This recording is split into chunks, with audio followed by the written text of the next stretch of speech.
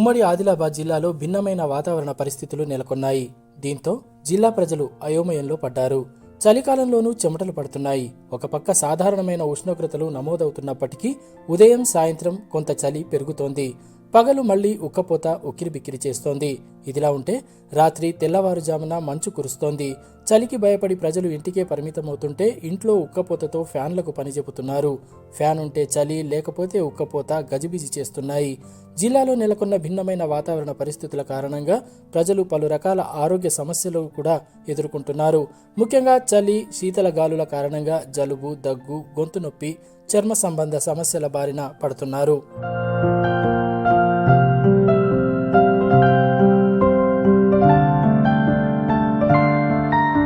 మొన్నటి మోంతా తుఫాన్ ప్రభావంతో జిల్లాలో అడపాదడపా వానలు కూడా కురిశాయి. ఆ తర్వాత జిల్లాలో ఒక్కసారిగా పగటి ఉష్ణోగ్రతలు పడిపోయి చలి తీవ్రత పెరిగిపోయింది.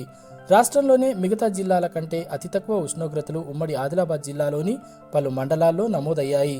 6-7 డిగ్రీలకు పడిపోయిన ఉష్ణోగ్రత క్రమంగా మళ్లీ పెరుగుతూ కనిష్ట ఉష్ణోగ్రత 14 డిగ్రీలకు చేరింది.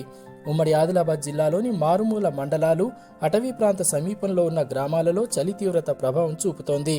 అయితే చలి కారణంగా ఉదయం పొలాలకు వెళ్లే రైతులు, కూలీలు ఇబ్బందులు పడుతున్నారు.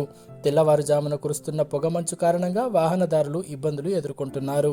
పిల్లలకు కూడా చాలా జాగ్రత్తలు తీసుకోవాల్సి వస్తుంది. ఇప్పుడు ఎలా అంటే వాళ్ళకి సాయంత్రం కానివ్వండి, పొద్దున కానివ్వండి తప్పకుండా స్వెటర్లు వేయడము, లేకుంటే వాళ్ళకి ఈ చలికి సర్దులు దగ్గులు రాకుండా కొన్ని తినేటి వస్తువులని దూరంగా ఉంచడము, అలాగే చల్లటి నీళ్లు కాకుండా వేడి నీళ్లు చేసి వాళ్ళకి స్కూల్ కి పంపించడం, ఇలా చాలా జాగ్రత్తలు తీసుకుంటున్నాం.